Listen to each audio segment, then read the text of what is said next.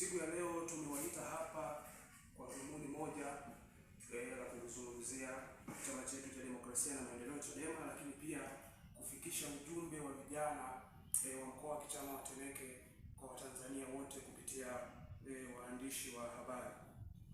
Ndugu wa Tanzania, mnakumbuka Aprili 9, 2025 mwenyekiti wetu wa Chadema Taifa Mheshimiwa Tundu Antipas Lissu alikamatwa na jeshi la polisi akiwa katika utekelezaji wa ajenda ya kitaifa ya Chama cha Demokrasia na Maendeleo Chadema, ajenda ya no reforms no election iliyokuwa ikiendelea kanda ya kusini.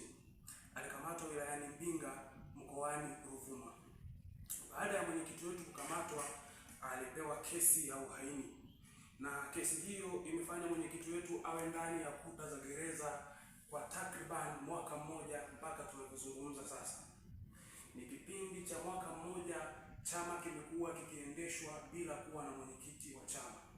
Kama inavyokumbukwa, tarehe 21 Januari 2025 chama kilifanya uchaguzi na kikafanya mabadiliko makubwa ya chama chetu, na tukaweka historia ya kufanya uchaguzi wa huru na haki, na tukamchagua mwenyekiti Lissu, na tukamchagua Mheshimiwa Lissu mwenyekiti wa chama chetu, na Mheshimiwa Heche awe makamu mwenyekiti wa chama.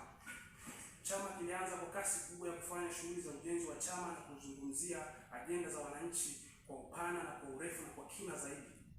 Lakini tulisikitishwa kuona kwamba mwenyekiti wetu anakamatwa na kupewa kesi, ambacho nataka nikishauri, na haya ni maoni na mawazo ya vijana wote wa Chadema Tanzania, lakini ninazungumza leo kwa niaba ya vijana wa mkoa wa Temeke. Tunaishauri serikali, tunaitaka serikali kuifuta kesi ya Mheshimiwa Lissu. Tunahitaji mwenyekiti wetu arejee uraiani.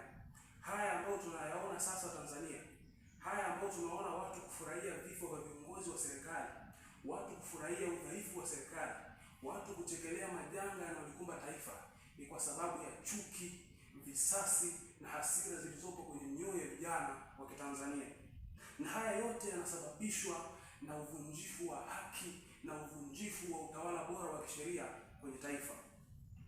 Ndugu wananchi, wote tunatambua kwamba chama chetu kimekuwa ni chama kilichojikita na kikajipambanua katika kupigania ajenda za wananchi. Tunakumbuka chama chetu kinaendesha operation mbalimbali za kutetea rasilimali za taifa na kuwatetea wananchi wenyewe.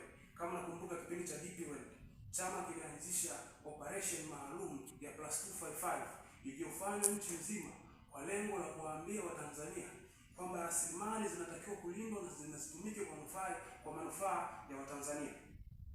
Ninachotangazwa na serikali ya Jamhuri ya Muungano wa Tanzania chini ya Chama cha Mapinduzi ni kukifungia chama cha siasa, chama kikuu cha siasa Tanzania Chadema, kufanya shughuli za kisiasa na kumshikilia mwenyekiti wetu kwa kipindi cha mwaka mmoja. Leo ni tarehe 9 Aprili 2026. Tumetimiza mwaka mmoja tangu mwenyekiti wetu akamatwa.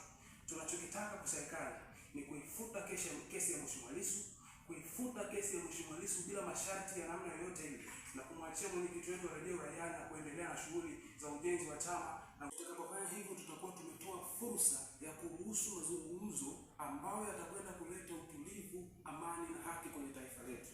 Wote tunatambua matukio ya Oktoba 29 bado yamekaa kwenye mioyo ya wananchi, bado yanasababisha manunguniko, chuki na visasi kati ya wananchi na serikali. Hili jambo tunaweza kulimaliza katika meza ya mazungumzo, ambayo mazungumzo yatakuwa na usawa. Hili tufanye mazungumzo haki kama alivyosema makamu mwenyekiti wetu Mheshimiwa Heche. Ni lazima viongozi wetu wa chama walioshikiliwa kwenye magereza kwa sababu ya kesi za kisiasa waweze kuachiliwa na warejee uraiani. Na moja kati ya ambaye kiongozi wetu mkubwa ambaye tunahitaji arejee uraiani kwa ajili ya kuhakikisha kwamba taifa linakuwa na utulivu ni Mheshimiwa Lissu. Tunahitaji Mheshimiwa Lissu aweze kurejea uraiani. Tunahitaji Mheshimiwa Lissu atuongoze kwenye haya maridhiano ya kuleta utulivu kwenye taifa letu, na tukalijenga taifa imara na taifa bora. Kama tunavyotambua, Mheshimiwa Heche amekuwa akizungumza mara nyingi namna ambavyo taifa hili lina utajiri mkubwa wa rasilimali ambazo zikitumika vyema linaweza likawasaidia wananchi wa Tanzania kuwatoa katika uchumi wa kipato cha chini, kuwaleta kwenye kipato cha kati, na kipato cha kati kwenda kwenye kipato cha juu. Ndugu wananchi, kwa kusema hayo machache, ninawashukuru sana Tanzania kwa kunisikiliza. Nawashukuru sana ndugu waandishi wa habari. stronger together and not continue.